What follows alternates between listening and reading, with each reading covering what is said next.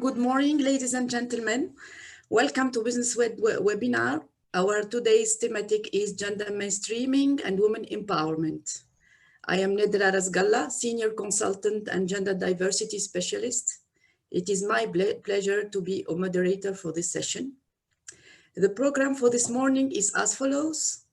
So a welcome and opening by our President of Committee, Mrs. Leila Belkhiriya.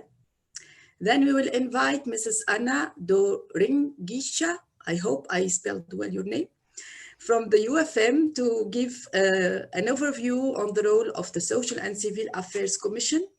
We will follow with Mrs. Fianna Jourdan from OECD to enhance on the role of women empowerment. It will be then time to present the EBSOMED project on the women empowerment thematic and the first results of the survey. We will then take after that 15 minutes time for feedback and discussion. Last and not least, we will invite Mrs. Martina Zibel, Deputy CEO and board member of the GPP to present the Women in Board platform. A final session of Q&A with participants is then planned. So to start, may I briefly introduce Mrs. Leila Belkhiriya, President of the Committee, President of the CNFCE, Member of Board of Federation of National Associations and Women in Business for the Common Market of Eastern and Southern Africa, COMESA. Mrs. Leila participated in the development of strategies for gender equal opportunities. Mrs. Leila, please, the floor is yours. Thank you, Nedra. Merci, Nedra. Bonjour tout le monde.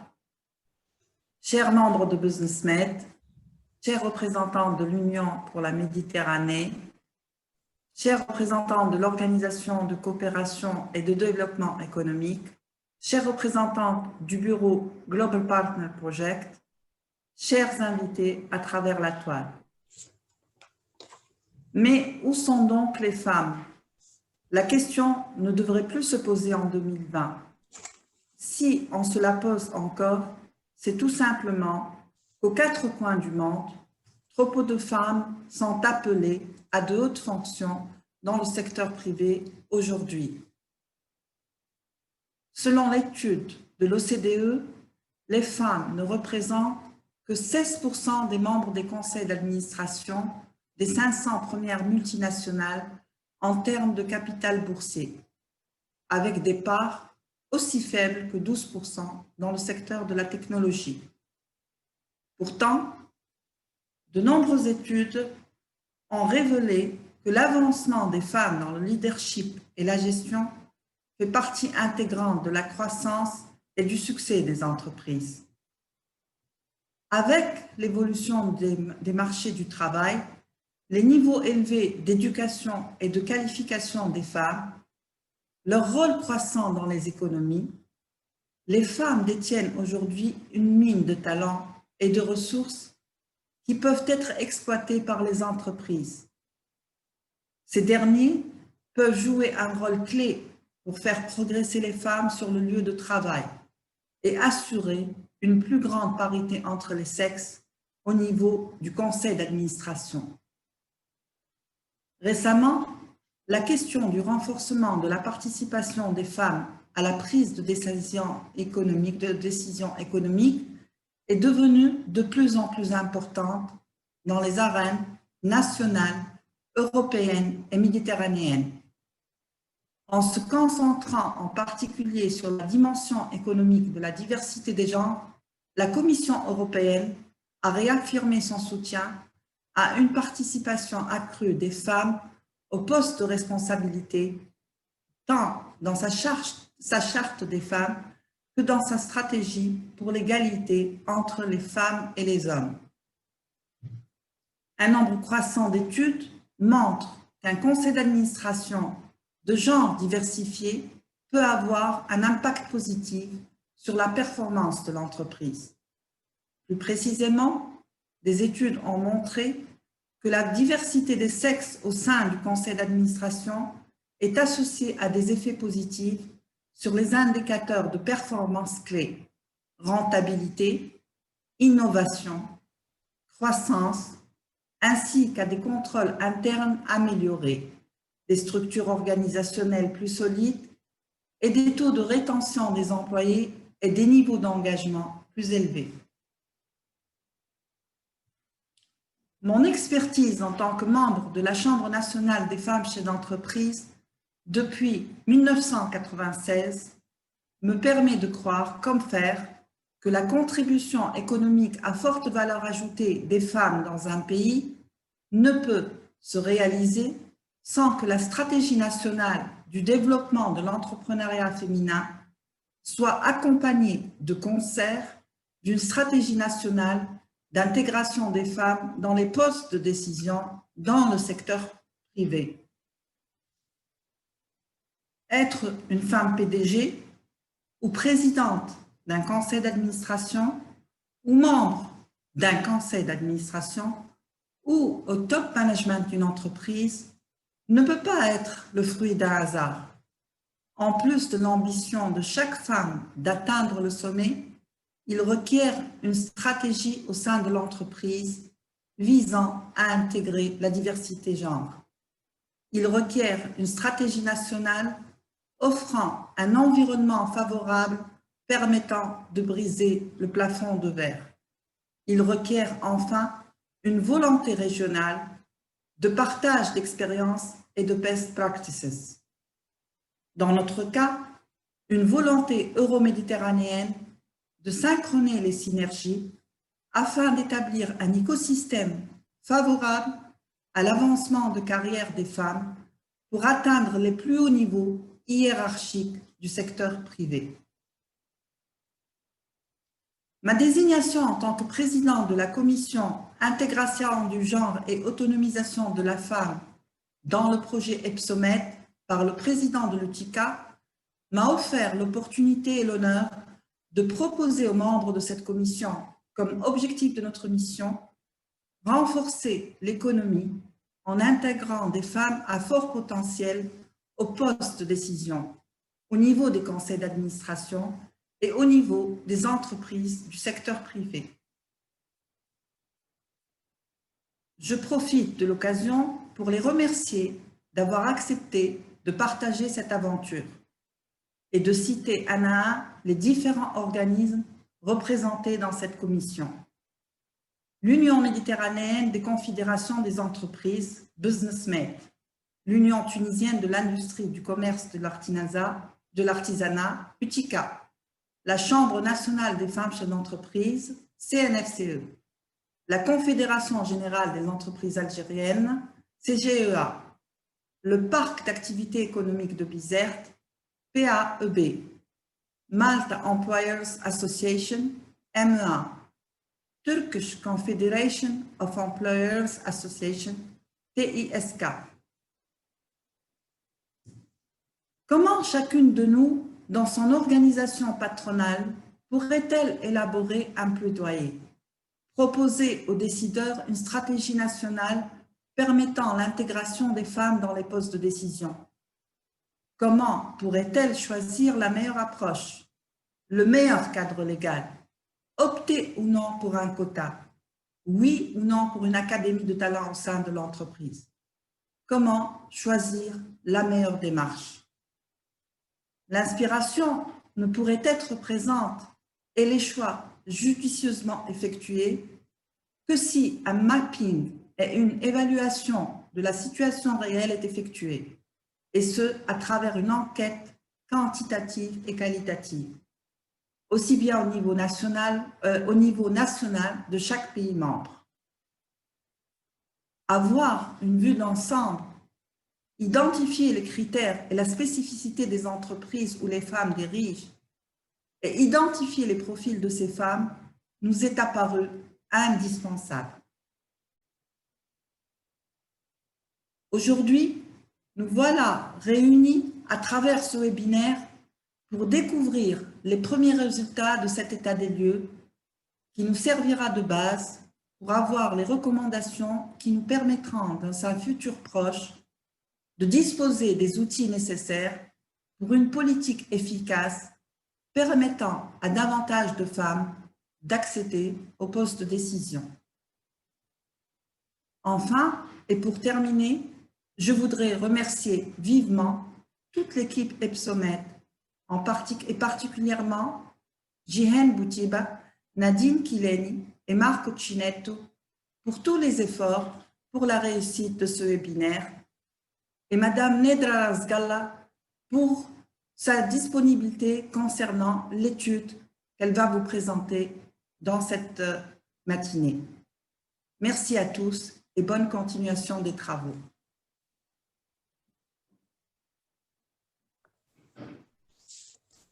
Merci Madame Leïla pour votre intervention. Donc on retient certainement beaucoup de points. L'un des plus importants de ces points, c'est la stratégie nationale aujourd'hui. Où en sommes-nous dans nos pays par rapport à des stratégies nationales pour le renforcement, effectivement, des femmes dans des postes de décision. I will just shift in English because I will introduce and invite Mrs. Anna Dorin-Gricia, who is the project manager for women empowerment and gender equality at UFM for Union for the Mediterranean. Mrs. Anna has a long-lasting experience as senior expert in programming, management, monitoring, and evaluation at the EU programs. Mrs. Anna, please, the floor is yours. Thank you very much, Nedra, and thank you also for the opening remarks for Mrs. Leila, because it was really interesting to listening so relevant input of the topic that will be discussed today. Esteemed participant, let me start today's debate by quoting the last Global Gender Gap report 2020, published by the World Economic Forum. Projecting current trends in the future, the overall global gender gap will be closed in 99.5 years on average across the 107 countries covered by the report since 2006. The report shows a main lack of registered progress in two main areas, that is the one of economic participation and opportunity gap, and the political empowerment, that is what we are talking about today. At the current pace, gender gaps can potentially be closed in 54 years in Western Europe and in 140 years in Middle East and Northern Africa. The statistic and projection, unfortunately, are not very encouraging, being aware also that in this report, the COVID impact has not been taken into account yet. And the same situation can be mentioned at European level. In the last report published in October 2020 by the European Institute for Gender Equality, there are some progress, but very slow. According to this report, the 27 European countries are still far from the 2030 Sustainable Development Goal of full equality. And on a scale of 1 to 100, the average of the 27 European countries is below 70%. And on the 25th anniversary of the Barcelona process and the Beijing Declaration and Platform of Action, we see that there are many challenges laid ahead to achieve gender equality. And all of them have been, unfortunately, exacerbated by the current COVID-19 pandemic. And in this framework, the Union for Mediterranean still is fully committed with its agenda to put gender equality and women empowerment as one of the main priorities. The agenda was endorsed in 2017 during the Fourth Ministerial Declaration in Cairo on strengthening the role of women in society. And in this declaration, 4 priority areas were identified, namely women economic empowerment and participation, strengthening women and access to leadership positions, combating violence against women and girls, and gender stereotypes. To operationalize this agenda, the UFM member states committed to a unique set of 20 indicators to gather data, monitor progress, to evaluate the gender gap in the full region, and to inform policy and decision-making, both on private and public sector. Through this mechanism, the UFM member state recognized the importance to invest in women and create a gender equal business ecosystem. Among these 20 indicators, 3 focus on women access to leadership and decision-making and priority areas, and 4 on women economic participation. Out of these 20 indicators, 6 were selected last July for the first reporting exercise. What does it mean? That 42 countries plus the regional and international stakeholders like the United Nations Women or UNDP or OECD will work together to prepare the second regional progress report of the UFM on gender equality, based on statistical data to be gathered at national level. Among the 6 indicators pre-selected for this first reporting exercise, 4 focus on women economic empowerment and access to decision-making position. More in particular, the indicator number 4 is about proportion of seats held by women in government, proportion of women in managerial position in public and private sector, proportion of women in formal and informal work, of course, compared to men, and proportion of women entrepreneurs compared to men. During the regional dialogue meeting, which took place last 16 of November, the 6 indicators were presenting, the template was discussed, and all the countries and the stakeholders are aware of the challenge in front of us for the next year, because they agree from one side on the importance of harmonization and standardization of available data, but of course, not all data will be available. The specific wording have to be adapted to the country legal framework. So many challenges, but also a strong commitment in working on it. So hopefully the progress report will be ready by end of next year. The regional dialogue was organized back-to-back to the 5th Women for Mediterranean Conference. That is one of the main milestones of the UFM agenda on women empowerment. This year, the conference was organized in a very specific context, that is one of the COVID-19 impact. And the 5-day event provided further evidence that some of the sector hit by the pandemic are women-dominated sector, like tourism, like health, and characterized by low pay and poor working conditions.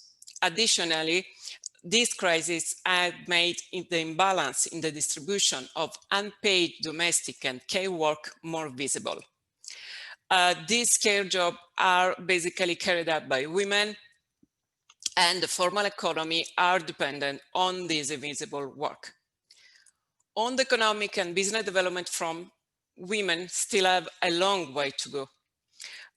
They are lesser access to land on financial capacity, make it harder for women to cope with this new crisis. Across the region, the Euro-Mediterranean region, women have lower rate of financial inclusion. Only 38% of women have a bank account compared to 57% of men. And women-owned business need grant and other type of funding targeted specifically to them. And the pandemic has also stressed the importance of local and regional response initiatives. So what was mentioned at the beginning about the need for a regional and national strategy has been also confirmed during the conference. When it comes to women leaderships, the conference provided further evidence that women are the front of the battle against the pandemic, but unfortunately, the crisis also showed that decision-making bodies do not reflect a gender balance. According to Women in Global Health, 85% of the 104 national COVID-19 task force are mostly male. So what we have is a male-led response delivered by women. And in order to achieve the Sustainable Development Goals in 2030, a transformative gender agenda that places women at the same level than men is needed when it comes to decision-making. We need to combat stereotypes and social norms that drive power imbalances and gender leadership gaps. With regard to women economic participation, again, during the conference, the participants shared some emerging evidence that suggests that women's economic and productive lives will be affected particularly by the pandemic. The session of women economic participation addressed the major need to support women to better navigate the crisis. The main issues discussed were the digitalization, access to finance, importance of a collaborative and integrative entrepreneurial ecosystem. The participants highlight unpaid care as one of the major barriers to self-employment and equal participation in the labor market. They also underline the importance of tackling the gender pay gap and the gender digital gap. To this effect, a gender-aware response is necessary to bridge this gap. This response includes investment in social protection system and to support women workers and women income security. The need to invest in the care economy in the rural community as well as in digital infrastructure were also mentioned as key milestones for this transformative agenda. Government, private sector, educators, civil society must come together to mitigate future work challenges in the MENA region. Several recent reports from United Nations Women and ILO showed that the private sector plays a key role in women economic empowerment and access to the leadership positions. They underline the need to invest in women, to invest in soft and digital skills, as well as lifelong learning, to facilitate the access to financial and non-financial resources, to gather relevant data, to have information and guide to help companies to incorporate women's rights issues to the entire business ecosystem. And as already mentioned, it's not only women who will benefit from this measure. Evidence shows that women's full economic participation can help grow economic competitiveness, solidify its supply base and improve its human capital. Lastly, let me mention that the EU Gender Action Plan, so-called GAP3, 2021-2025, has been recently launched. And this action plan, among the key areas, also mention the need to accelerate progress on economic and social right of empowerment and equal participation and leaderships, to confirm what the European Commission consider key element for the future. Let me close my intervention by mentioning a couple of projects supported by the UFM in the area of the economic empowerment. The first one that has been launched last September and promoted by UNITO as pilot project in Tunisia is called Promoting Women Empowerment for Inclusive and Sustainable Industrial Development in the MENA region. In particular, in the pilot project in Tunisia, this is the second phase of the overall program. The goal is to strengthen market access for women-owned business in the value chain of natural cosmetics and parapharmaceutical and plastic recycle. This project will be implemented in partnership with the Ministry of Industry, Ministry of Agriculture, and Ministry of Women, in collaboration with several professional associations. Still in Tunisia, but also in Morocco, we have implemented a project promoted by Seed Global, growing and scaling small and medium-sized business, where activities like training, coaching, and mentoring addressed more than 150 participants. And hopefully we could extend for additional year. And each year, the Union for Mediterranean organized the Women Business Forum to promote women entrepreneurship and business development. Unfortunately, this year, due to the COVID crisis, the Business Forum was organized online. Hopefully next year, we will come back to a physical format, at least an hybrid format, in order to allow the B2B networking and matchmaking activities.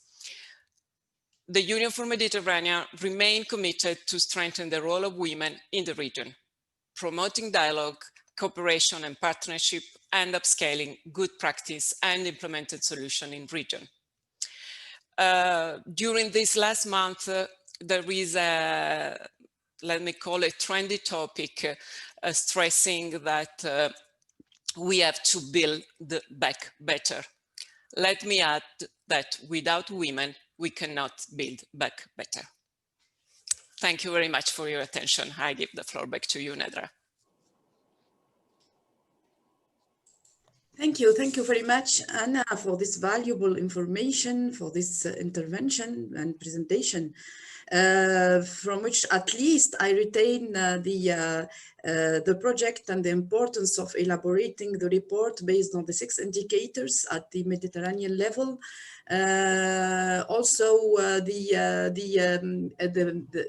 our problem of availability of the data. That's another problem that we have also at our level, at regional level, and the importance to collaborate together. The pilot projects that you are launching in Tunisia are very interesting to have further information about it. And what is also interesting is the thing that you said, that even in the COVID crisis, the task force was based on men. So that's to say that we need to change things. Thank you very much. Thank you. Let me now introduce our next speaker, Mrs. Fiana Jourdan, a senior advisor in the OECD Global Relations team focused on the Middle East and Africa. Please, Ms. Fiana, the floor is yours. Thank you so much. Good morning. I'd like to really warmly thank the BUSINESSMED for inviting me to join this important committee discussion, which I really think can play an important role in sharing good practices and experiences and really moving the needle on this important topic, which we've all been working on for a long time. But especially in times of crisis like the one we are currently living, I think these types of initiatives like multilateral, multi-stakeholder are really more important than ever. We really need to be inclusive in this discussion. Women's economic empowerment is really, as we heard from Anna, at the core of the overall competitiveness reform agenda of the MENA region and the crisis. And despite its dramatic impact, I really believe that it is actually opening a window of opportunity that we cannot miss and we should not miss. Enabling women to play their full role in the economy and society will be the linchpin for unlocking and sustaining much needed inclusive growth in the crisis recovery period, as Anna also said, 100% with you on that one. Today, I'd just like to share with you some recent OECD work on women's empowerment in the MENA region. Our publication on changing laws and breaking barriers for women's economic empowerment in Egypt, Jordan, Morocco, and Tunisia, released just a few weeks ago and was produced in collaboration with the ILO and the Center for Arab Women Training and Research, shows that there is clear momentum for change and reform in favor of women's economic empowerment in the region. So there is some sunshine in the dark clouds. Over the last decade, there has been impressive progress on many fronts. Let's not forget this: in education, in women's access to jobs, work-life balance, social security protection, and recognition of gender-based violence. Important laws and reforms furthering women's rights have been passed in several countries, testifying to a growing political commitment towards women's empowerment. Policymakers are also realizing that in order to achieve this, reforms must touch upon all areas and include a gender lens. And this is why I think this gender mainstreaming element that you're bringing to discussion is so important. This has become apparent during the crisis, with governments taking some steps, although not enough, to include women in decision-making and finding a targeted approach to crisis recovery measures specifically dedicated to women. However, while this shows some progress, we have seen that discriminatory provisions on marriage and divorce, inheritance and property rights, as well as freedom of movement remain in place, thus curbing women's economic empowerment. Moreover, even where egalitarian laws exist, they are often not enforced in practice, due to the absence of a culture of women's rights within judicial institutions and the persistence of barriers that discourage women from taking legal action to assert their rights. It is really then important to further align national legislation with constitutional provisions on non-discrimination and international standards on gender equality, and ensure that reforms are effectively implemented. As our Secretary General likes to say, implementation, implementation, implementation. The report provides policymakers with a toolkit for action based on 3 years of research on best practices and initiatives that have unlocked tangible results for women in the region. It highlights a number of success factors, and I think that is absolutely important to highlight, that have become common among all high impact initiatives in favor of women's empowerment in the region. These include, for example, sequencing policies towards gradual legal reform, securing political commitment at the highest levels, adopting multi-stakeholder and multi-sectoral approaches, enhancing data collection to build the evidence base for sound reforms, and addressing restrictive social norms and stereotypes. This is, as we heard earlier, perhaps one of the region's stickiest challenges. So that's sort of the women economic empowerment element. But I'd also like to now address the issues specific to women in corporate leadership, and in particularly women on boards. So I'd like to elaborate a bit more on one of the success factors identified by the report, which is fostering women's participation and leadership in the private sector, as was mentioned by the panelists earlier. The private sector has an important role to play in advancing women's economic empowerment. As in other countries around the world, women in the MENA region find it hard to reach leadership positions in the private sector and remain weakly represented among executives. Moreover, despite some progress, the representation of women on the boards of the largest 142 public companies in the region remains modest at 5%, only 5% of all voting board seats, compared to approximately 16% in OECD countries, which is already not very good, but here we've really got a lot more to do in MENA.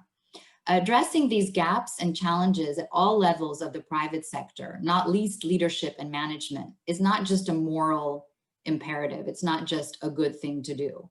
Women's underrepresentation in corporate leadership limits the presence of female voices in important decisions and also contributes to related inequalities such as the gender pay gap and gender differences in wealth and economic security.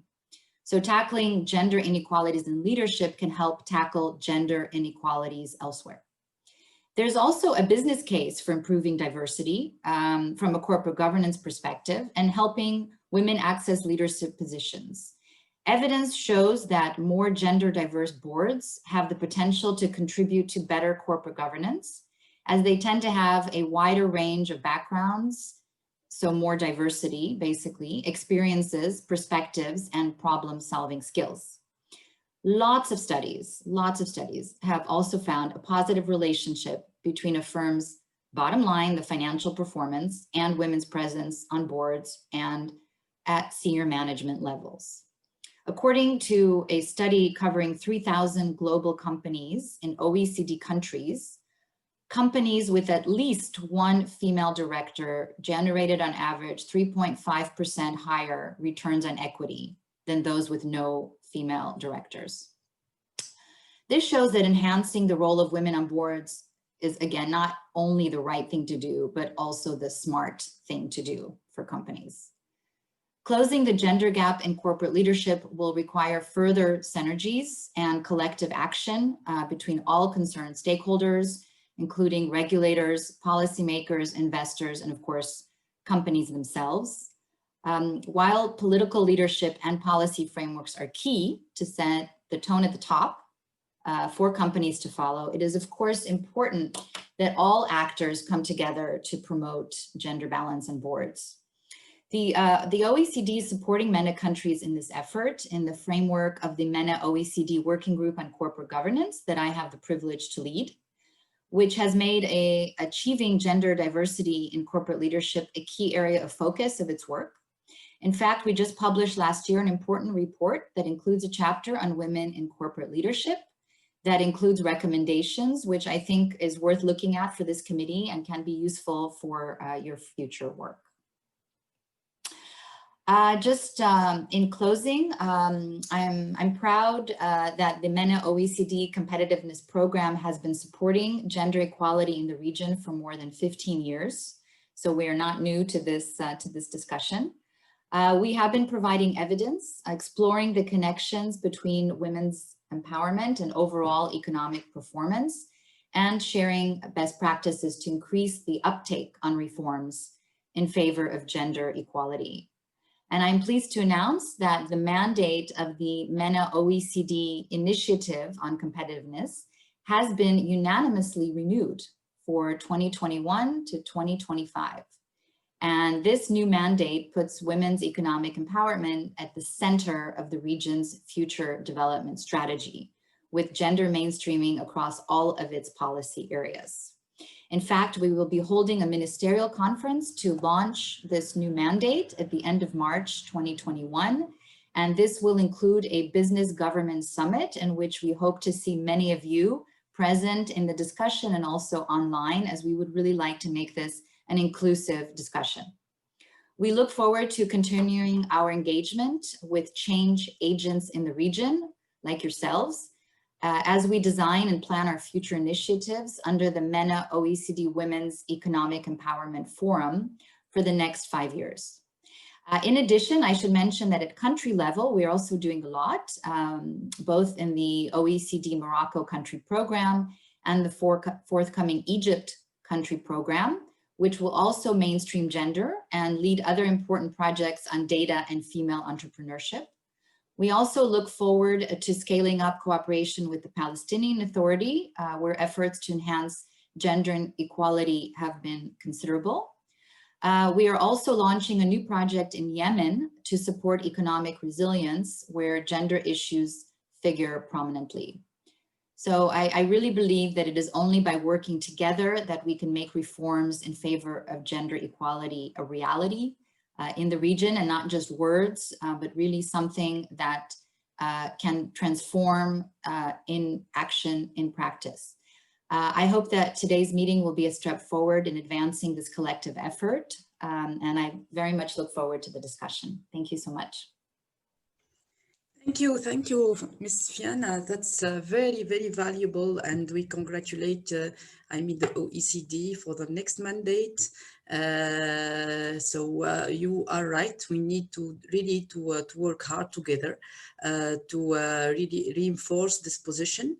What I retained is that also the OECD now has a challenge in building the legal framework all around the different the region for boosting women in leadership positions. So yes, the absence of the culture, that's very, very important. The absence of the culture that discourage women to take legal actions. I mean, it's a mindset, and we have to work on it very hard. Thank you very much for your sharing. And based on these all valuable, I mean, interventions and sharing talks, I introduce and the important projects that all of you leading. That's the commission. I mean, the gender mainstreaming and the women empowerment has been created based on all this in the framework of the EBSOMED project, with the aim to join all the forces to promote gender diversity in the Euro-Mediterranean region, with a special focus on women on board or in board, as it is a growing necessity for companies to thrive and grow in today's environment. Having introduced now the EBSOMED project, let me now give you just our overview of the study and of the first results. So please, Nadine, could you share our fact sheet? Thank you. So just to mention the fact sheets, and the first periodical surveys conducted during the first desk research phase are already published in the BUSINESSMED website and the EBSOMED project website. We are, as said, Ms. Leila, in the opening session, so we are really working on the data, and you all the speakers in this website, you have stressed on our the problem that we are to take decisions, in order to take decisions to build action plans. And I come from a world also of multinationals, so I always stress on targets and on key performance indicators. So we cannot build these targets and these key performance indicators without having the data, I mean, and the status where we are now. So that's why EBSOMED have launched the study, which of course has the purpose to strengthen the economy by integrating high potential women into decision-making positions at the board level and at the private sector level. So of course, we will certainly repeat some figures that you have already stated in presentations, but it's important. I mean, en français, on dit, on fait de l'ancrage. Donc it's important to say them again. So to stress on them. The context, none of us, of course, will see gender parity in our lifetime, or perhaps if another life is planned, and nor likely will many of our children.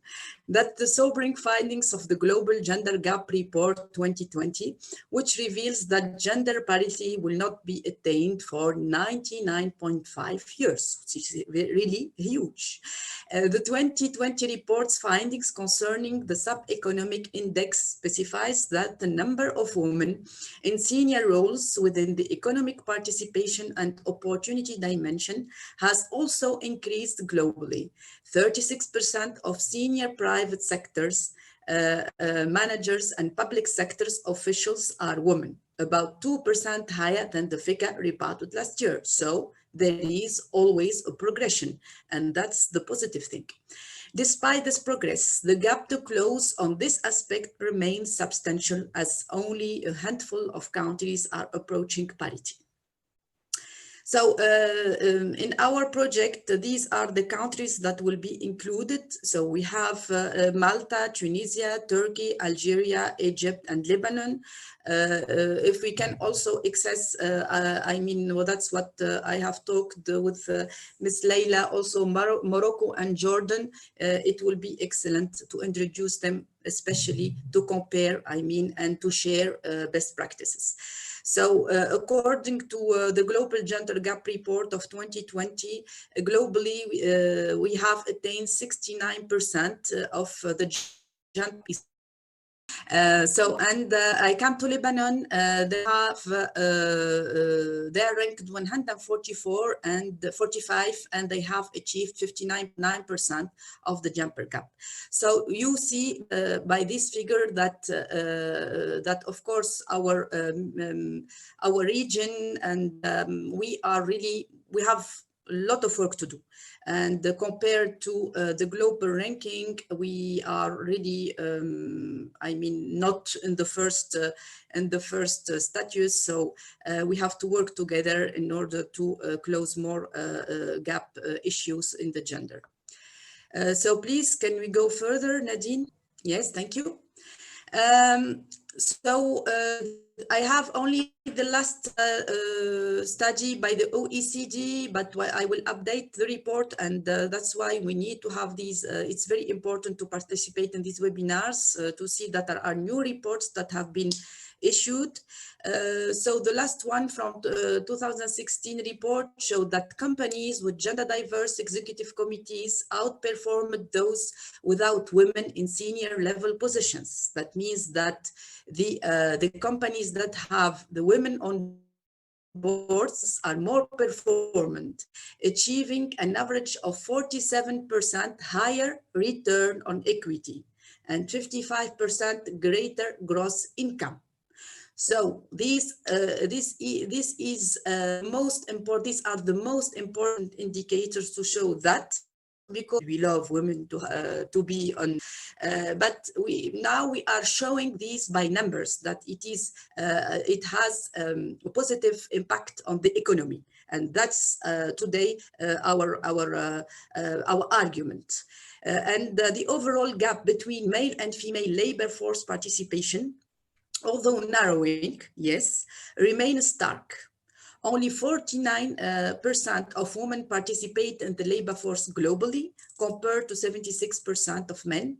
Eliminating such gaps to achieve full gender parity throughout the workforce and at the top could increase the GDP by $20 trillion globally and 0.6 trillion dollars in the Mena region alone by 2025. So it's very close, and this is according to 2015 McKinsey study. So by really seeing and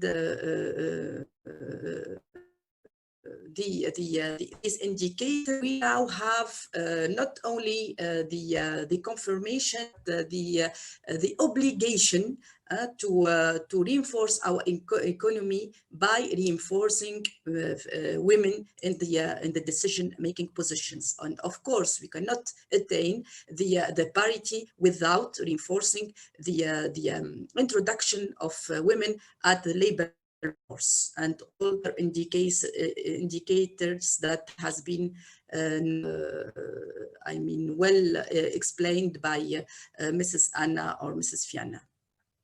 So the study objectives of the EBSOMED project, it's of course in order to monitor the actual situation and the development of the number of women on boards. It is crucial to conduct a quantitative survey and a qualitative survey.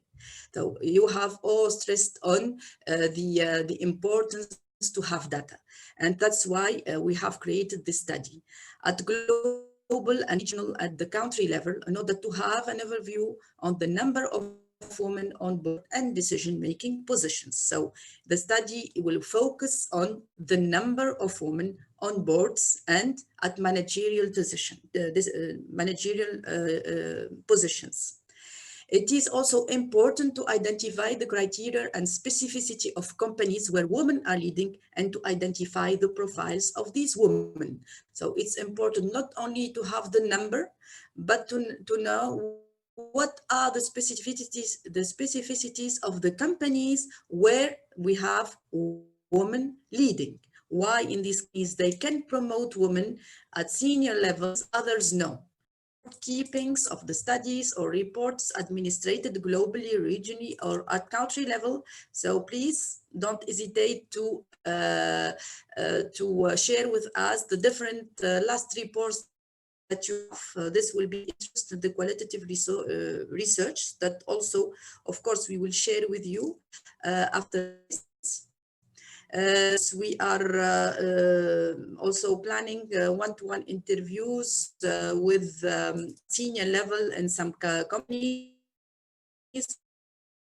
We would like, of course, to the COVID, we have eliminated this now, this action. The countries who will be concerned by the qualitative research is Turkey, Egypt, and Lebanon, and why not Jordan, if we can have access to some reports. For the quantitative research, the study on women on board subject will be cross-sectional, involving data collection at a single point in time. That means that we have launched, well, Ms. Leila wants that be launched after this webinar in order to communicate before on it. So tomorrow it is ready. The quantitative survey will be launched across in Tunisia and across the region. And providing, of course, a snapshot of the specific situation. The focus indicators will include the demographic and some quantitative criteria of the companies, the psychographic, of course, criteria, behavioral and geographic criteria. Sample of the study, our target is to reach at least 150 to 180 responses from public and private sector by country. And the countries who are concerned by this research, by this quantitative survey, are Tunisia, Algeria, Malta, Lebanon. If we can introduce Morocco, it will be also, I mean, more data and more sharing. So the global figures that we have until now for women on board. Despite the ever-strengthening business case for gender diverse boards in recent years and some notable gains, the period between 2010 and 2016 saw a 54% global increase in women on boards. Women are still underrepresented on boards across the globe. Only 17% of all board seats, while 73% of the companies globally have at least one female board member. Only 20% have 3 or more women on their boards, considered the critical mass needed for women's voice and perspectives to be heard. This is illustrated in this figure. So, as I said, 17% globally of women are on boards. For the developed markets, it's 20%. For emerging markets, it's 10%. And for the Middle East, the last, studies has proved that we have only 2% of women on boards. And why we are stressing on the number of women on boards, because having only one woman on board, that will not make it easy for her to take decisions or to influence the other seats who are held by men to take different decisions. So the other target is to have at least 3 women on boards. That will make it, I mean, a force, I mean, to influence the decision that will be made by these institutions at the higher level of the companies or in the public sector also. So other regional figures that we have now also that make it will give us an overview also of the women on board. The Middle East and the North Africa region lags well behind, of course. As I said before, as a group, women constitute less than 2% of all the board members, while only 70% of firms have female representation in the boardrooms. The data collected on the number of firms in the MENA region with women in top management points that only 5.4% of firms have female senior leaders. So this is the figure, and the figure illustrated 3 countries. So, for example, for Lebanon, they have 43.5% of firms with female ownership. but only 4.4% of female are at senior executives. This is really a figure that can have a lot of interpretations and analysis. So are these firms because it's really the family firms where women have access directly, or it is, women, the women entrepreneurship in Lebanon is reinforced. For Jordan, for example, we have 15.7% of firms with female ownership, but only 2.4% of female at senior executives. For Egypt, we have 16.1% of female, Nadine, just we'll finish for Egypt, thank you.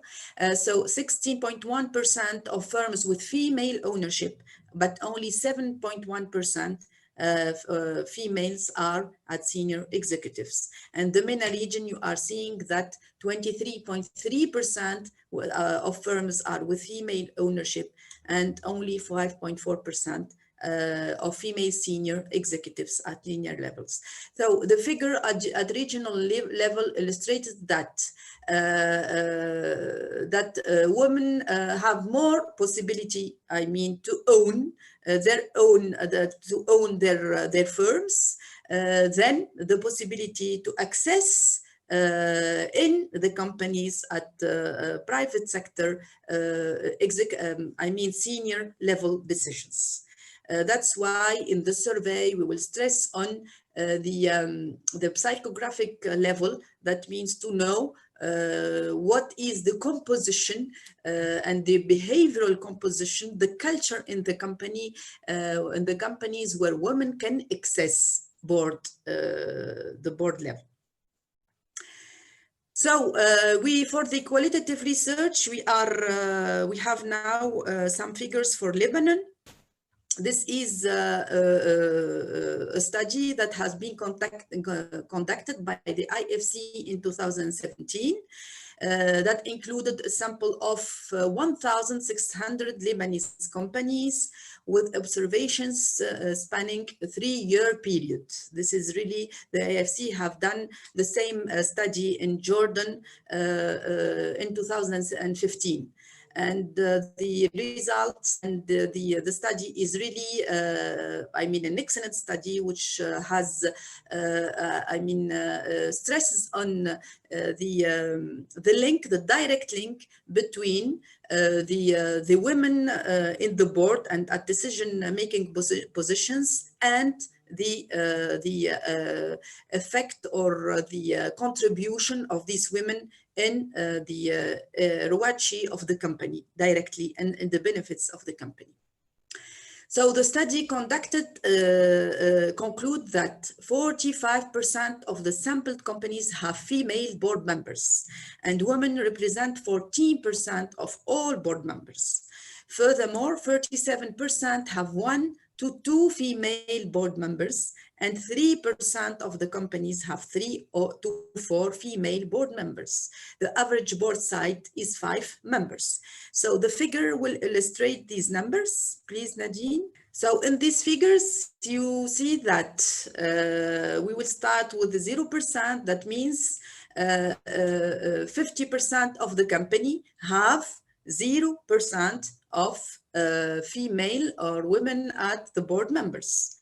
16% of the companies in Lebanon have 1 to 24% of women in the board members. 25% of the companies have 25 to 49% of women in the board members, and 80% have 50 to 74% of women in the board members. That means more than 2 seats, and only 1% have more than 75% of women. That means more than 3 seats, because the average of the board is 5 in Lebanon. That's why even if we have women and the percentage in Lebanon is really, high compared to other countries in the region, but having only 1 to 2 compared to 5 seats is still not enough for women to lead a decision in companies. The next figure illustrates the board. Nadine, please. Thank you. So the participation breakdown. So you see that that we can distinguish between the board members and senior management, because of course it starts from recruitment, as you know, in the companies. Well, from the labor, of course, into an introduction of women in the labor market, then recruitment, then of course the career management for women to attain, first of all, senior management positions, then board members. So you can see that the women age range is from 27 to 53. And they have more in Lebanon, they have more senior management positions, women in senior management positions than women at the board members. That means that it is more attainable, the senior management positions than the board members. Perhaps they can also they are perhaps blocked at this level. They cannot really reach broader. For men, it's the opposite. That means you have less men at senior management positions and more men at board members. So for board members in Lebanon, they can recruit externally, for example. It's not always evident that they have to go through senior management to attain the board members. That's a specificity that is also very interesting to analyze. So having said that, for the figures in the the qualitative research that we have until now for Lebanon, we go to Turkey to have some figures on Turkey. For Turkey, we have the last report, which dates, is dated in 2015. And it is the Iawd Project, which was collected publicly and available data on the board of directors and board committees of the companies that are listed in the BIST of Turkey. La Bourse. The analysis presented the below figures. So the trends in gender diversity of boards in BIST of Turkey. For total directors, they have 2,541 directors, men directors, against 375, which represents 12.9% of the percentage of the total directors of the companies who are in the BIST. So they have figures from 28 to 2015. We can see, of course, progression from 2008 to 2015, from 8.63%. In 2015, the women on board percentage has reached 11.34%. Of course, this progression is valuable. The thing that has to be analyzed that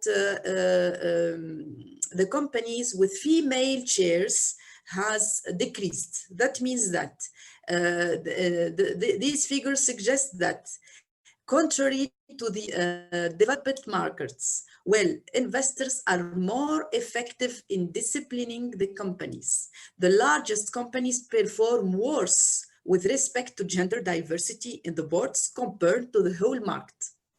That means that for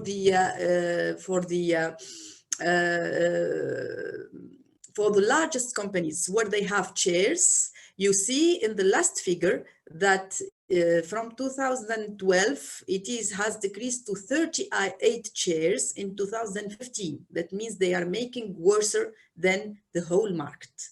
which is also a good analysis to go through and to know why in bigger countries and in contradiction with the developed markets, they are making worse than the market.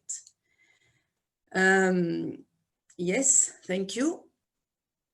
And the third country where we have also good and reports and updated reports is Egypt. And really, I want to thank Egypt because they have now in place and congratulate them because they have really put in place the Women Observatory that makes it easier for them to have updated figures each year and to know the contribution of their actions and their action plan on the number of women on boards. So this is the last report, which was done in 2019.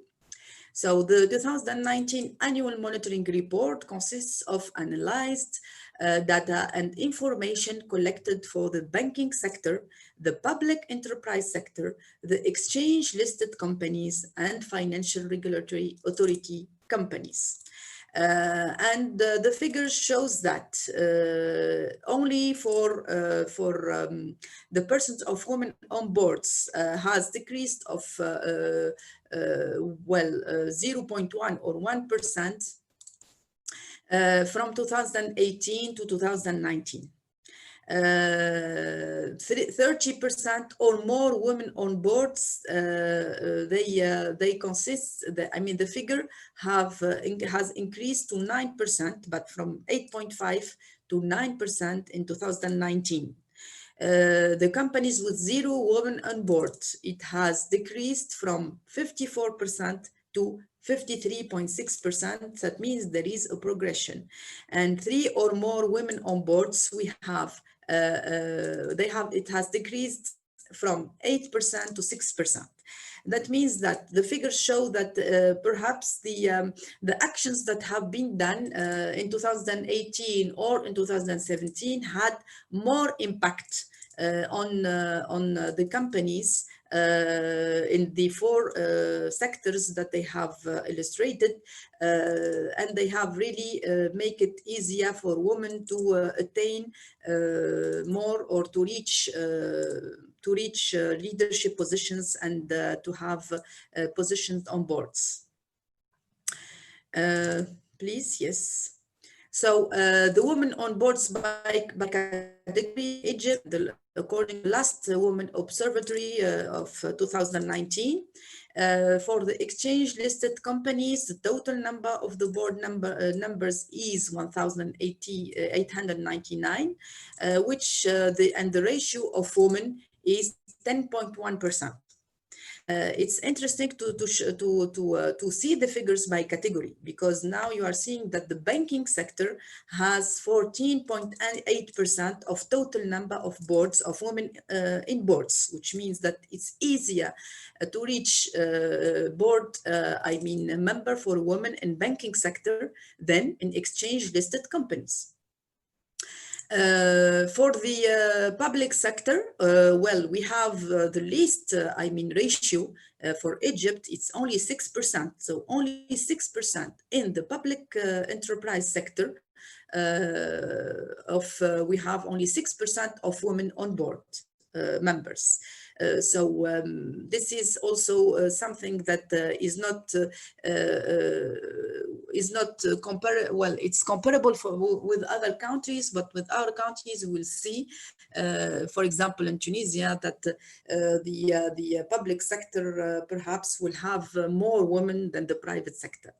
The financial regulatory authorities, they have only, they have 11% of women on board. So it's in the banking sector and the financial sector that women can attain more leadership or board positions. And the analysis of the figures is very important to know that after having these data, It's important that the action plans perhaps will be more focused on the exchange listed companies and the public enterprise companies, because they are really on behind of the other sectors. And why I'm analyzing the figures, and because important, as I say, the aim is not to having data, but the aim is to have data, to analyze the data, to have the focus area in the action plan. With the figure of the Egypt, these are the 3 companies that would be normally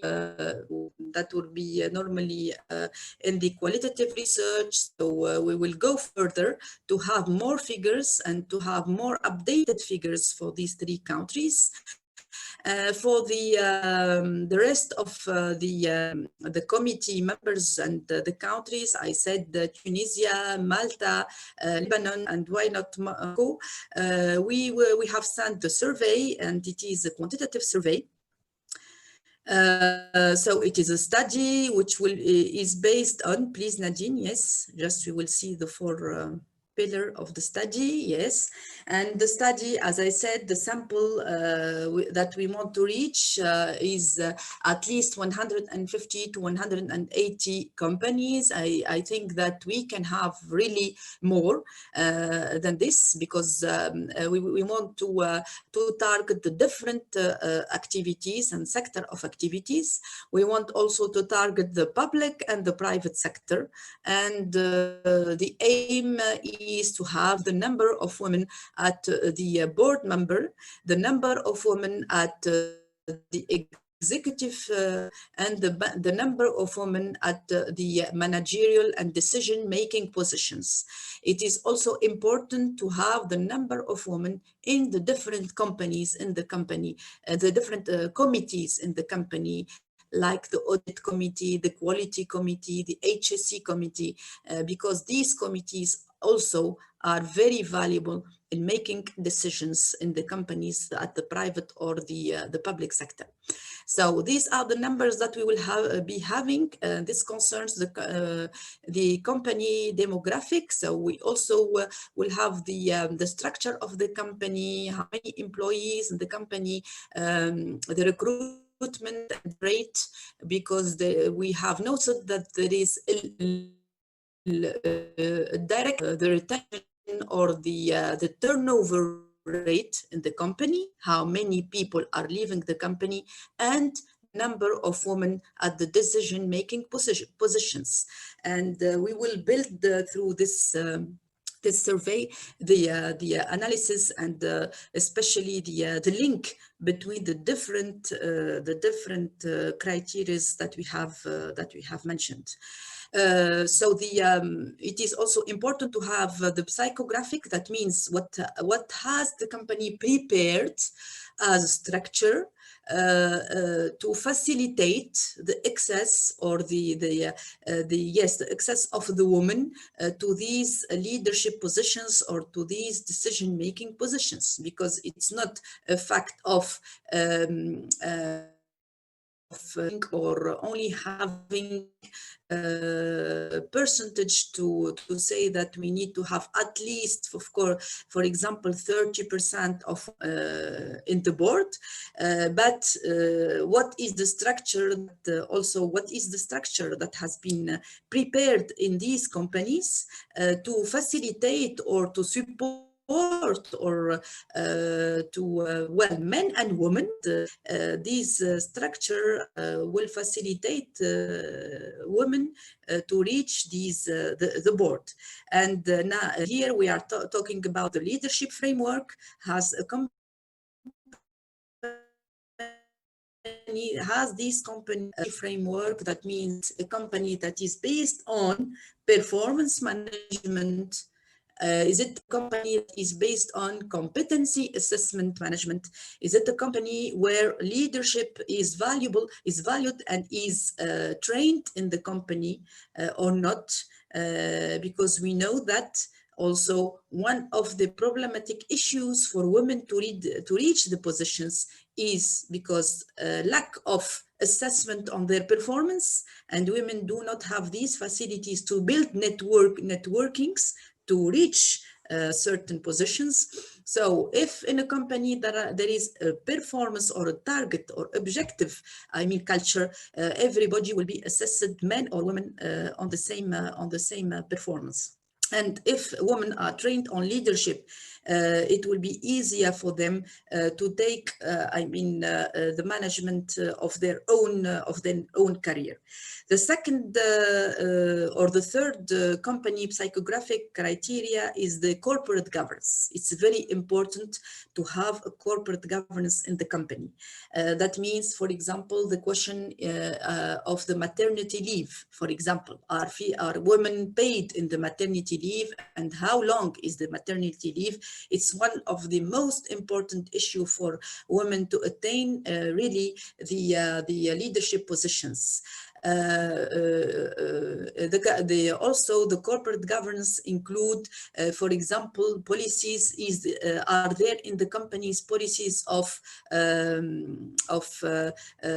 sexual and moral harassment management? Is there an ethic committee that where people, male or female, of course, can speak and can speak without fear from having any interpretation or other decisions that can really stop their career. So this is what we call some of the elements that we call the corporate governance that also facilitate and make transparency for people, inside the companies, to make their career management and, of course, to attain the leadership positions. The fourth criteria, or the company psychographic issue, is the culture within the company. And you have stressed on the culture, and it's very important to change the mindsets, to change the culture. It's really, I think, a change management issue that we have also. It's excellent to put in place laws and legal frameworks and the trainings and the numbers, but if we don't coach and accompagner also the people to change their mindsets and the culture inside and outside, of course, the companies, we cannot reach our action plans. So the culture is important to know. If, for example, the company is there is a duality in the company. That means the company where we have the same CEO is the founder of the company. It is we note that it is perhaps easier or for female to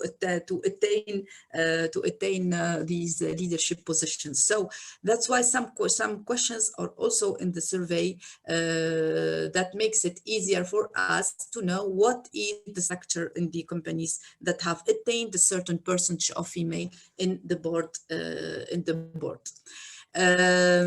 So the survey will.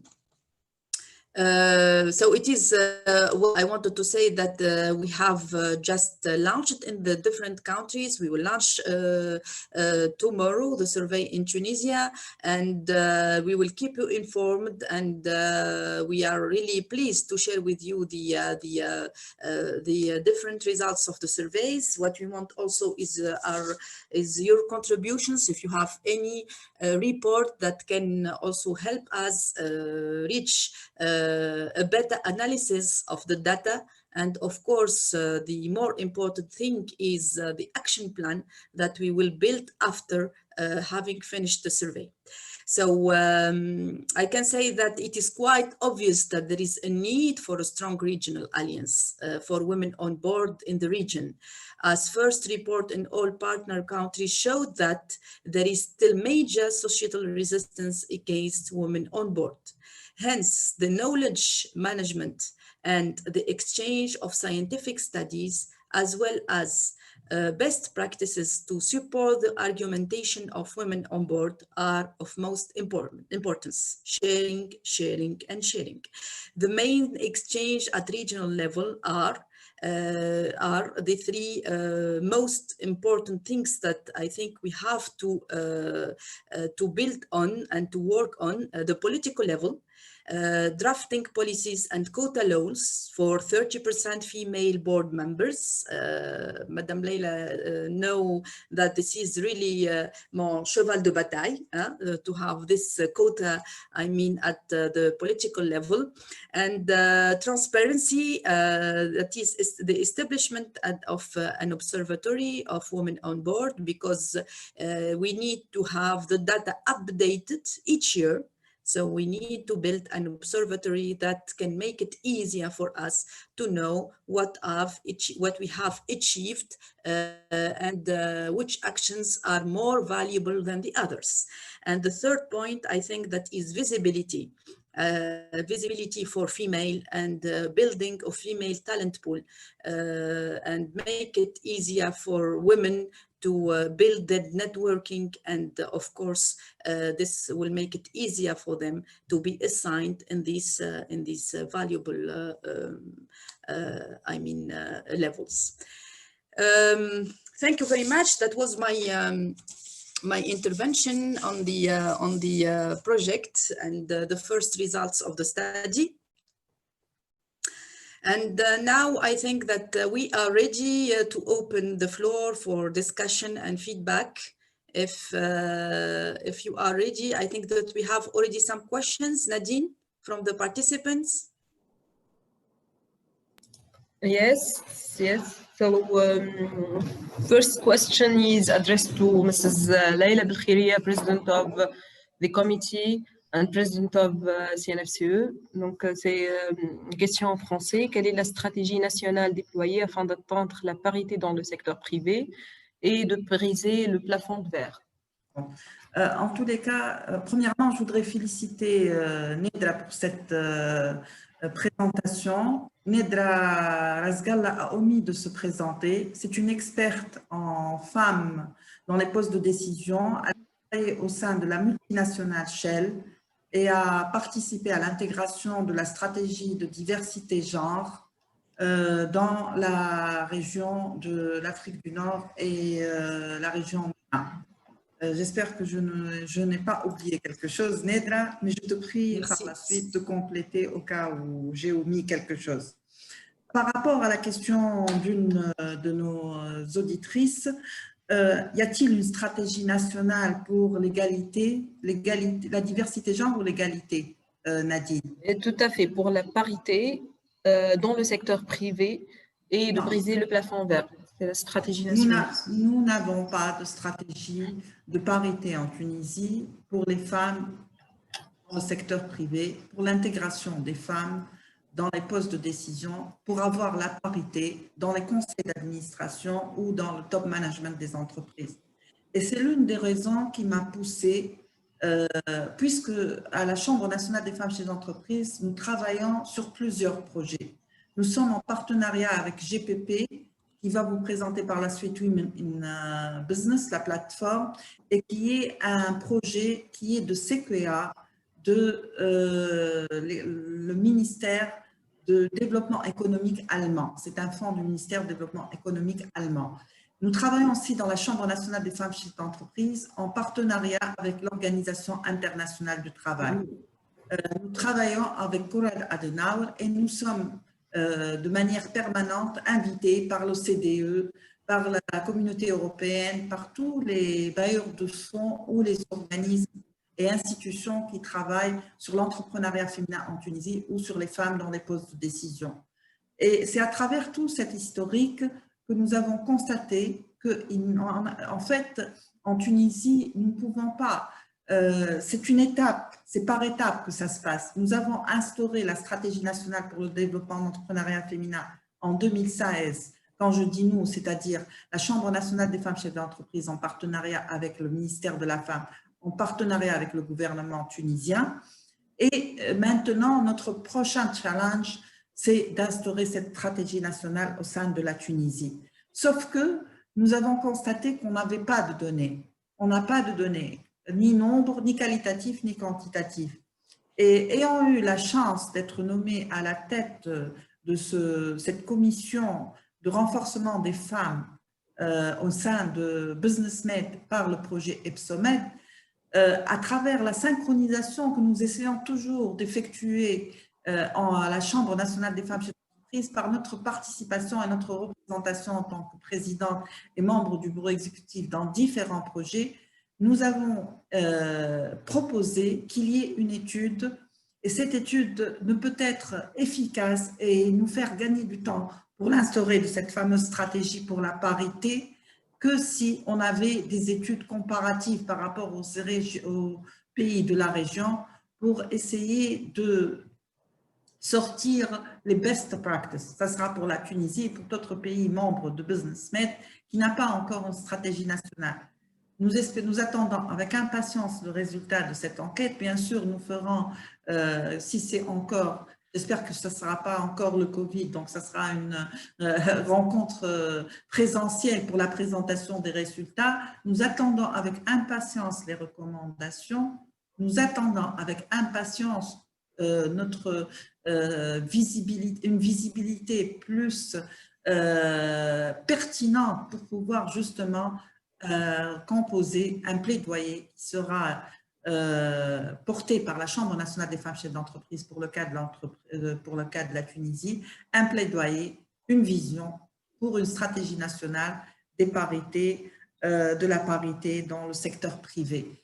Et j'espère qu'on l'effectuera très rapidement et qu'on n'arrivera pas, parce que quand je vois effectivement ces 99,5 années qui nous manquent pour avoir, pour dépasser ce gender gap, je me dis, j'espère que la Chambre nationale réussira au moins à mettre en place une stratégie nationale pour la parité en Tunisie dans quelques années. Dans maximum, pour nous, en tant que Chambre nationale, nous voudrions que ça soit fait à l'horizon de l'année 2023. Merci beaucoup, merci Madame Leila. D'ailleurs, ce que vous citez est très intéressant et a été toujours cité aussi par les conférences ministérielles de l'Union pour la Méditerranée, comme mentionné par la représentante Madame Anna. Et d'ailleurs, on a une question sur effectivement le rôle du dialogue social et le dialogue en bipartite et tripartite avec l'intégration des différentes parties prenantes et partenaires sociaux. Et donc la question est en anglais: What are the main regional cooperation at bilateral and multilateral level on gender mainstreaming into decision-making positions? Donc si peut-être Madame Fiana ou Madame Anna veulent répondre à la question. Excusez-moi, vous pouvez répéter la question? J'ai pas compris. Yes. So, what are the regional cooperation at bilateral and multilateral level on gender mainstreaming into decision-making positions? The main regional cooperations. Okay. Thank you. That's an excellent question, and I wanted to thank also the committee that has put together this very interesting study. Just very quickly, I was curious about the data collection and how you were, are you planning to collect the data from the employers associations? And are you going to have a common set of indicators? Are you going to look at the same kinds of companies? But before you come to that, I just wanted to answer the question as well. So in terms of cooperation, and as I mentioned, I have been working with the MENA region for the last 4 years and working on women on boards for the last probably 10 years. So I have seen quite a lot of momentum that has been gathered. And at the OECD, we are working a lot on gender mainstreaming.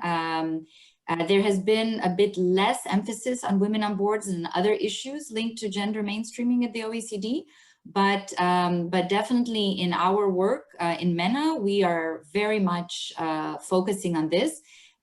So this is, and we are working very closely with other players like the World Bank and the IFC. And we are very happy to be part of this dialogue. And of course, we look forward to working with UFM and others, the UN, and others that are working in this field. But the reason the OECD is working in this area is because, as you may know, we have the standards on corporate governance, the internationally recognized standards on corporate governance, the G20 OECD principles on corporate governance. And in the revision in 2015, which I was privileged to be involved in, we have included for the first time a recommendation on women on boards and in senior leadership. And also the OECD has a gender recommendation as well from 2013 that covers entrepreneurship, employment, and education. So the OECD has international standards, and we are working on almost every area in the house now is working on the gender discussion, but specifically in terms of women on boards, I am very involved in this, and we would like to continue very much to be a key player in this coordination of multilateral efforts. Thank you. And if I can add just something about this question, the platform organized by the UF Fund called the Regional Dialogue Meeting on Women Empowerment is one of the key regional platform where, of course, OECD, BUSINESSMED are members, that we have 42 focal points of the 42 member states of the UFM, including the European Union and MENA region, and also some Balkan countries, and the focal points have the role to coordinate at national level with their national statistic institution, their local stakeholders, civil societies, research and university, to provide the data that will feed this regional progress report. And we have also international stakeholders like United Nations, Women, ILO, UNDP, and World Bank Organization. The idea is to provide a platform where especially the work on data gathering will be the focus for the next year. Let me also add that one element on which we have been working during the last meeting is the need for this data gathering exercise to cover both public and private sector. And indeed, several countries stressed the difficulty to get figures from the private sectors on women empowerment. This is related, of course, about the position of women on board, but also in general, which is the corporate governance on this topic. So I repeat the question also from Fianna to Netra, to get more information on which indicator, which comparability criteria you are going to use for your survey that honestly I found very interesting. So I would like to know further on it. Thank you. Excellent. So Nadine, let me just answer the questions. Yes, the survey will have, as I said, I believe that it's not a question of only having data. Having data is very important, but having data, analyzing data, given the exact recommendations and action plan, and implementing the action plan. So yes, it's excellent that knowing that the UFM or ECD have already developed a platform, so we can just share with you the data that we will collect, and it's important that we will build this women or the platform that can make it available and an updating of the data each year. That means that the contribution of the private and public sector, they will engage to give us their contribution to this platform or to this observatory each year. But because it's important to know that if the actions that we are doing are having really an evidence and changing things, or perhaps that we are doing, I mean, for example, trainings and monitoring that is not having an effect on the numbers. So that's the performance also culture of any project. It's a project that, so we must have the ability to assess the how can I say, to assess the output of the project. It's not only doing things for doing things. So that's my really beliefs when I do a project. So yes, please, we can, of course, we will be honored to take it all together. I will send you the survey, and it's always we can have your feedback, change things, and share the results together, of course. Okay, thank you so much, Mrs. Nedra, for this intervention. And indeed, we have to work in synergies with the different initiatives and platforms that are already set with the recommendations of the OECD and UFM and other regional partners. So we have another question actually related to the gender balance after the pandemic. So the question is, how was the gender balance in decision making affected in the context of COVID-19 at the regional level? Maybe positive and negative issues. So I don't know if Mrs. Fiana or Mrs. Madame Leila Belkhiriya would like to answer this question. L'impact du Covid-19 par rapport à l'égalité genre, ce qu'on a fait, nous, au niveau de la Chambre nationale des femmes chefs d'entreprise, nous avons fait l'impact du Covid-19 par rapport à l'entrepreneuriat féminin, et nous avons trouvé que les femmes chefs d'entreprise avaient été très impactées, et que comme elles représentent un tissu très vulnérable qui est constitué de micro-entreprises, elles ont été les premières à avoir été impactées par le Covid-19. Par contre, pour répondre à cette question, et dans le contexte où nous sommes aujourd'hui, de l'intégration des femmes dans la hiérarchie dans une entreprise et dans le secteur privé, dans pas mal d'interventions, et ceci est un avis personnel et une position de la Chambre nationale des femmes chefs d'entreprise, nous trouvons que ce Covid-19 est une opportunité pour la femme. Pourquoi? Pour l'intégration justement dans les postes de décision, parce qu'elle met au même point d'égalité, puisque la majorité des entreprises sont en train de travailler à distance, elle met au même point d'égalité les hommes et les femmes.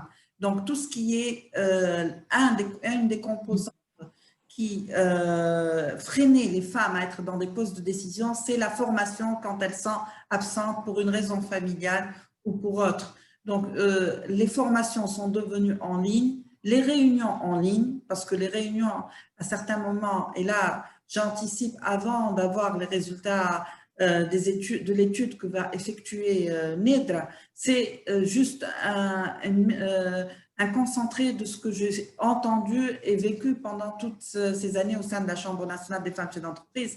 Les femmes sont privées d'assister à des réunions stratégiques des entreprises parce qu'elles sont généralement tenues après les horaires de travail et elles ont des engagements familiaux qui les empêchent d'être présentes. Donc aujourd'hui, nous avons la possibilité d'effectuer ces réunions en ligne. Nous avons la possibilité d'être formés en ligne.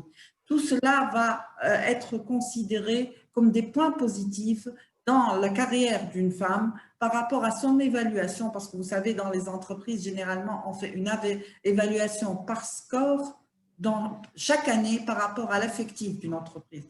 Et ceci va peut-être leur permettre d'accéder au poste supérieur dans leur cursus, car elles sont au même pied d'égalité par rapport aux hommes lors de ce Covid-19. C'est pour cela que nous encourageons les femmes à donner un maximum d'efforts à travers tout ce qui est nouvelles technologies pour pouvoir s'imposer dans l'entreprise, pour pouvoir montrer leur créativité, leur innovation et leurs compétences. Et peut-être que ceci va jouer un rôle crucial à leur ascension dans la hiérarchie de l'entreprise. Thank you so much. Leila, can I just add to that quickly? Because we did in September a policy brief on this topic. Actually, you can find it on our website, but maybe I could just highlight a few things. Women account for 70% of professionals, doctors, and nurses in the health sector globally, and on average around the world provide 3 times more unpaid care and domestic work than men. Women also face higher risks of both income loss and increased violence, sexual exploitation, and abuse in the current crisis. However, in parallel, financing and economic stimulus decision-making in the current crisis context is moving so quickly that the gender lens risks being lost and women risk being excluded, as Leila mentioned. So when adapting policies and practices in the crisis, OECD countries and other development partners need to devote energy and attention to reducing and not exacerbating existing gender inequalities. They also need to balance emergency responses on the one hand with long-term development goals on the other, and being objective at all times is very important, especially now. And development partners will need to use all tools at hand to identify challenges and risks and integrate concerns for gender equality into major decisions on issues from, the big picture, like economic stimulus packages, to redoubling financing, improving policies and practices for gender equality and women's empowerment across a range of sectors. And then development finance, including official development assistance and political will, are essential in this fight. And right now, less than half, about 42% of all bilateral aid addressed gender equality and women's empowerment in 2017-2018, an all-time high, even if much more can be done. So this is a bit encouraging.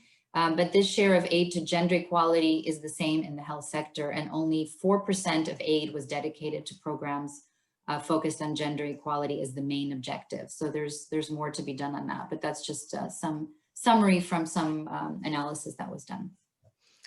And Nadine, I can just provide a couple of inputs Yes, discussed during the Women Conference in November, because of course we have a couple of sessions on this specific on this specific topic of impact of COVID on gender balance, and one of the sessions was organized by the World Health Organization.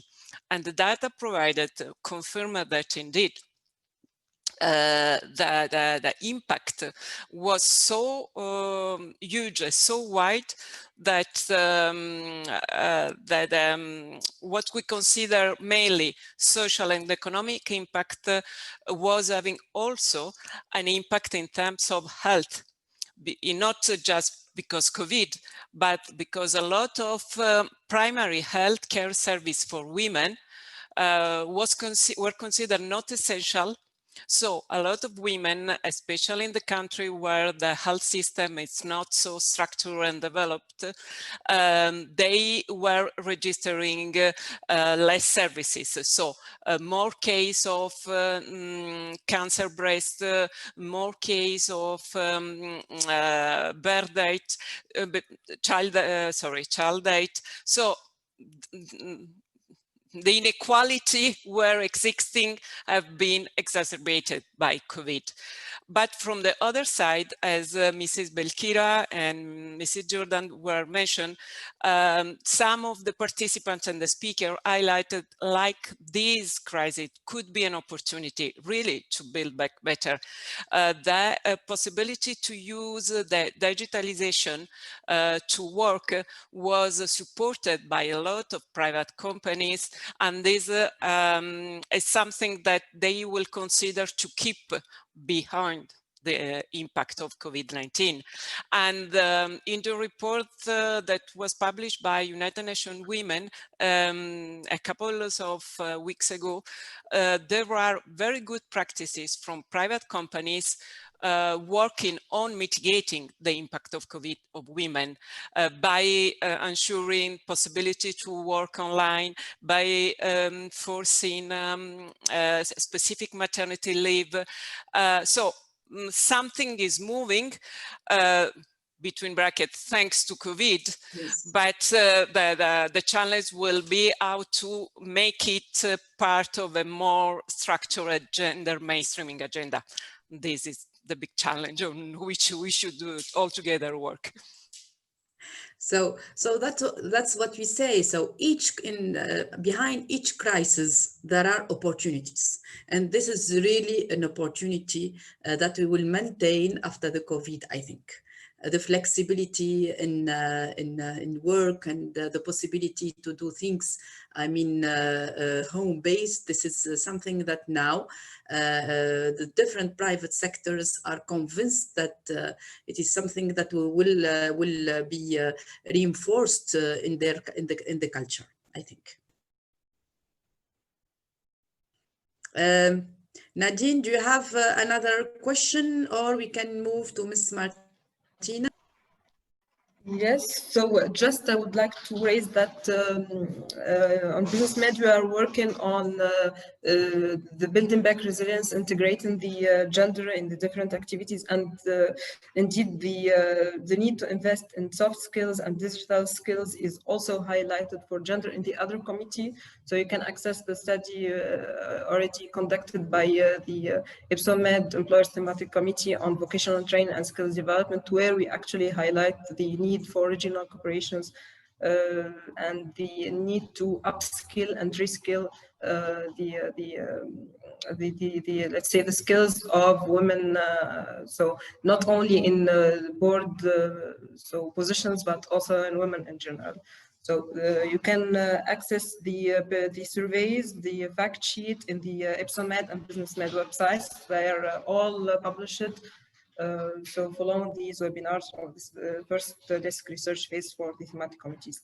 So and now I don't have other questions. Maybe if you would like to intervene between speakers, and then let's move to the other session. Okay, so I think it's time. It's time to let me just introduce Mrs. Martina Zibel, who is the Deputy CEO and board member of the non-profit association Global Project Partner, the GPP. Mrs. Martina, I think, will introduce the Women in Board platform. So the floor is yours, please. Thank you for having me, for having us today, and for giving us the chance to present our platform, Women in Business. Very good morning from semi-lockdown Berlin to all of you, where I'm calling in from. Thank you very much to CNFCE, to Leila, for giving us the chance to present the platform to you today. Thank you to EBSOMED, and thank you to BUSINESSMED also for giving us the opportunity. How did it all begin? So how did the idea start to create this platform? What is it all about? I have to start in the year 2015. This was when we, together with 5 business women associations, 4 in the Mena region, and the German Business Women Association, started a partnership program. The associations in the Mena region are the Business Women Association LLWB in Lebanon, of course, CNFCE. This is why I'm saying hello to Laila. In Tunisia, and Business Women 21 in Egypt, and SEV in Algeria. They all together started a network program, a partnership program, to bring those 4 associations and the association in Germany closer together, to share experiences, to network, and to learn from each other. Now we're in the year 2020, and so the Women in Business platform is one of the main achievements of this partnership, of this network program that I want to share with you today. So let's take a look what I have in store for you. I want to share some impressions from the Women in Business portal with you that we have created. I want to share also some other activities that we did in the framework of the project. We had some events called She Made It.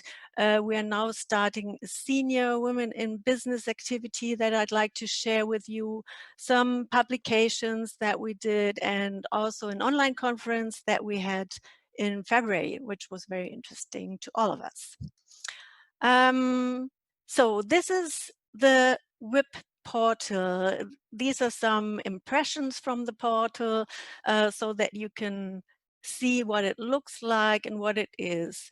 The WIP portal, basically, we started out first of all, as an idea that we found, there's so many interesting stories in the MENA regions. There are so many interesting businesswomen entrepreneurs, and we wanted to make them visible. We wanted to show their stories. We wanted to tell their stories. And of course, we wanted to make it easier for the 5 associations that we had to network together and to get to know each other. And this was, of course, we started this all before COVID hit us all. We were just lucky that we had this platform ready and available, you know, when COVID hit really hard in March 2020. So we could use it also as a tool to have the partnership going, to develop you know, new solutions for these really hard COVID times, to stay in touch and also to do activities. So we started out with this platform basically as a database, you know, collecting data, stories from all the different female businesswomen, female business entrepreneurs, you know, from all the 4 countries, from Algeria, from Lebanon, from Tunisia, and from Egypt. And we entered it into the Businesswomen platform. And this just gives you an impression a little bit of what it looks like, both, you know, when you want to watch it on a smartphone or on a normal PC.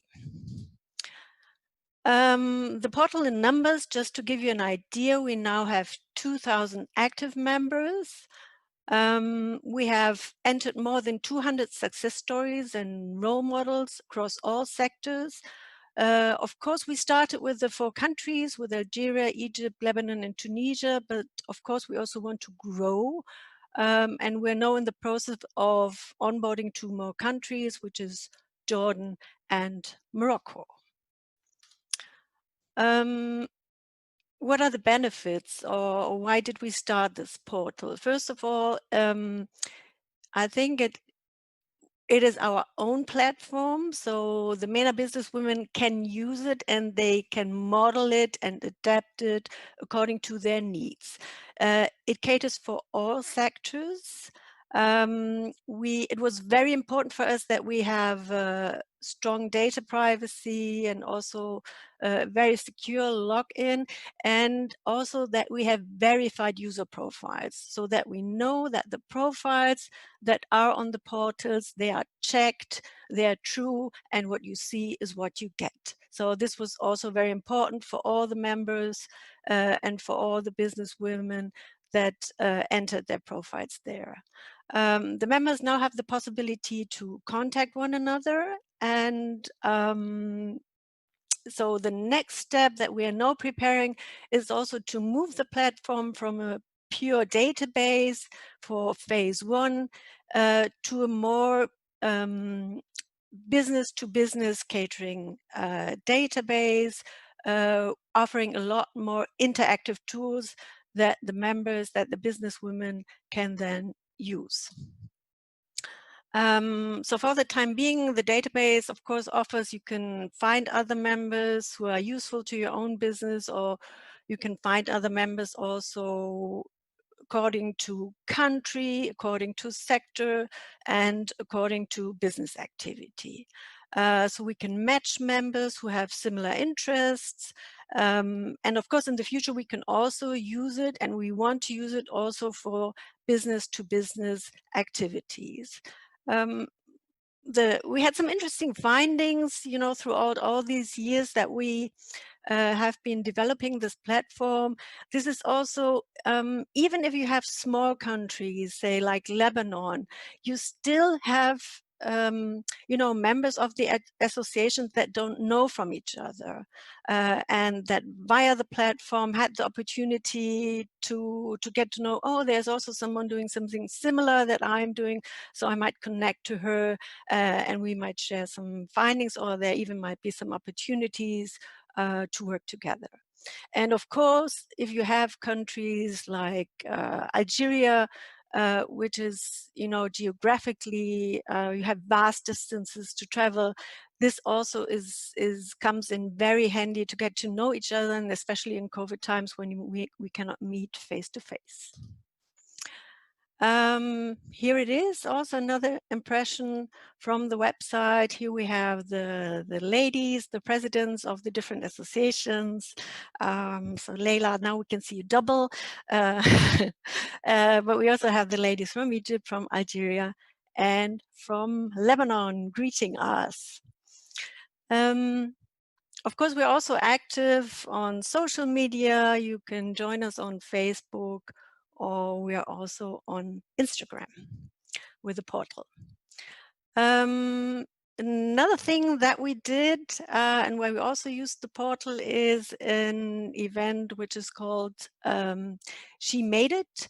So there all the partner associations encouraged female tech careers from a very young age by sharing success stories of women in tech. And there also we had more than 1,000 participants joining this event throughout the years in Cairo, in Beirut, in Algiers, and also in Tunis. So this was also very successful. Another thing that I like to share with you, or another activity of the partnership project, is senior women in business. This is an interesting finding that we had was there are lots of programs catering for startups or for very young female entrepreneurs, or for already, of course, female entrepreneurs who are already organized via the associations. But there are not so many programs catering for or targeting senior women in business. And by senior, we defined it as potential women entrepreneurs of 45 plus, who already have a career, but who might find it interesting also to start their own business. And this is what the senior WIP module is all about. There's just a timeline that I would like to share with you, telling you how we started. We started with the baseline research to gain an understanding about the landscape. We started in Tunisia, and thank you again, Leila, for supporting this initiative together with the CNFCE, because we found that in Tunisia, we can have, there's enough potential to start this pilot project and show some interesting results that also the other countries can learn from. So level 1 then is raising awareness with the webinar series and working on some toolboxes that we want to share. What is interesting about the project is whom are we targeting? So we are targeting, we said we want to target women in STEM, first of all, and we want to target especially women who already have a career in academia. Because they have a lot of knowledge that they have gathered throughout their professional careers, but most of them don't have very limited access, or so far have been not been exposed to the kind of business knowledge that you need to have in order to start a company. So we thought this is a very interesting and challenging mix. So this is why we chose this target group. So here again, you can find some of the information we want to establish with this project module. We want to form more developed networks, of course. We want to work more with we want to form more work and industry experience.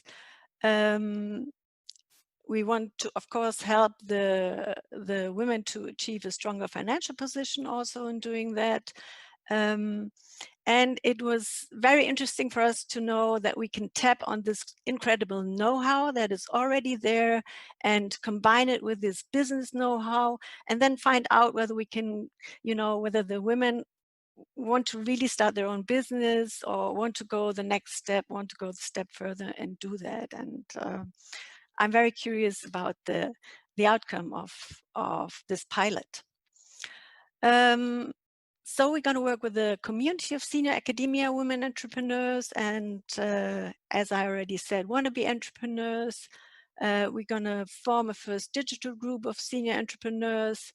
We want to match them with young female mentors who already have been through this process. And I think this is also something very interesting, that we have you know, young female mentors and combine them with women who already have gained a lot of professional experiences, but who are newcomers to this kind of business scene.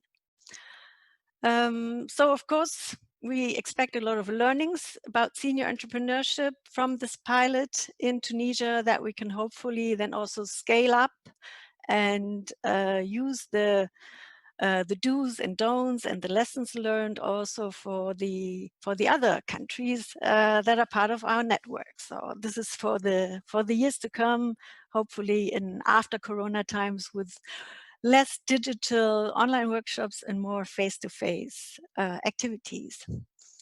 Here you can see the faces behind this pilot, which is also always good to know. They will run the first activities that we want to start in Tunisia, an incubation program also for a small pilot group. And of course, I'm happy to share all the findings with you. Yeah, thank you for Fiana and for Anna and for Nedra also, Women on Board. Yes, we're also active in this topic, which, as we all know, will need a lot of support, and there's so much to do there. So thank you for the findings that you were sharing today. We also did a small strategy paper on women on boards. And of course, sharing with you the German experience is we need to work a lot more with the men, so to say, with the decision makers in companies, and I think less with the women in order to change the mindset, to change the framework. And I think this is also something that we want to do in the years to come. We published 2 policy cases from Egypt and Tunisia on conditions for women entrepreneurs, and also a paper for women entrepreneurs and access to finance, which was also very came in handy for us and for our activities to know what's going on out there. Yeah, and what else did we do? And this was also where the Women in Business platform came in very handy and made our life very easy, is we organized a big online conference in November. And of course, we used the platform to find speakers and moderators to connect and to promote also the conference. We organized it with all our 5 partner associations. We had 5 themes that we covered there: women on boards, women in STEM, digital tools for growth, export, promotion, and senior entrepreneurship, and altogether 9 sessions. And I want to also share some visuals with you. This is one for how women entrepreneurs are navigating the pandemic. And Anna, you were mentioning it. Of course, these are the topics that all concern us these days. We managed to activate 350 participants from all the associations, and it was really nice to see them all after such a long time online again, because of course we had very limited possibility to meet face to face. Some more visuals on the different panels that we had. We had women in STEM, women on boards that we were discussing here today, an International World Cafe, e-commerce, and we also had some workshops, some trainings. One was an intro to digital marketing or digital transformation, and a small cultural program. So it was a very interesting journey, and it was very successful. So those were the old times, yeah, and we hope to go back to real conferences, to meet again in 2021, to have workshops, also, of course, online again, but I'm really looking forward to meeting all these excellent, very successful ladies again. And yes, please have a look on our platform. So we're of course very happy if OECDs and EBSOMED and the other programs that are active in the region can also use it and can also benefit from it. Please feel all welcome to take a look. And in a minute, I share the website also in the chat for you all to copy. Again, our partners, so GPP, Global Project Partners, and the VDU. This is the Association of German Female Entrepreneurs. We are situated here in Germany, in Berlin. And then you have Algeria, CNFCE, Tunisia, of course, LLWB in Lebanon, Businesswomen 21 from Cairo, Egypt. And we're supported by the Federal Ministry for Economic Cooperation and Development here in Germany. So thank you, ladies. Thanks a lot. And I hope there will be more discussion and more questions coming up. So that was it from Berlin. Thank you, Martina. Well, excellent projects. You are really doing excellent things. Yes, I'm very interested. I will really go through the platform myself and see what we can do also as networking. It's very interesting. I don't know, Nadine, if you have more questions from the participants or feedbacks that we can take.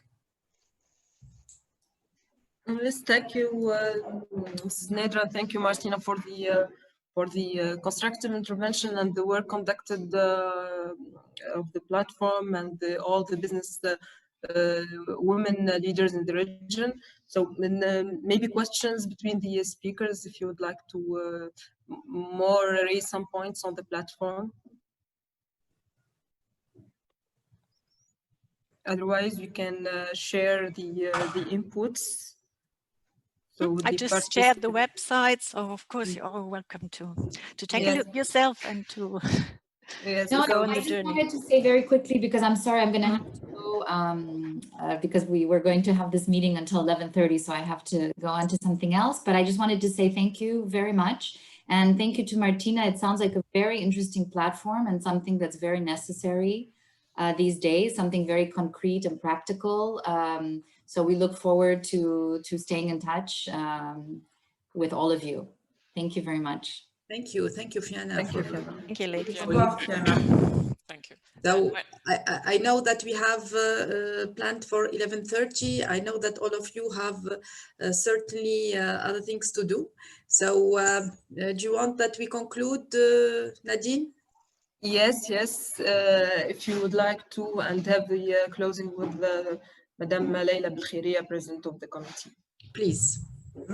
Merci beaucoup pour toutes nos intervenantes, pour nos panélistes, pour celles qui sont et ceux qui sont connectés à travers Internet. Merci pour la patience et de nous avoir consacré tout ce temps. Le mot de la conclusion, à part l'enquête et que nous attendons avec impatience et les résultats, et c'est dans ce contexte que nous avons introduit Women in Business dans cette présentation, c'est d'œuvrer chacune de nous et chacun de nous à une plus grande visibilité des femmes, parce que leur success story sont source d'inspiration pour celles qui doutent encore de leur potentiel et pour nos jeunes qui un jour voudraient être dans des postes de décision. Merci à toutes et à la prochaine session, j'espère, où nous aurons les résultats de l'enquête. J'espère qu'elles seront en présentiel, sinon ça sera avec un webinaire, n'est-ce pas, Ned?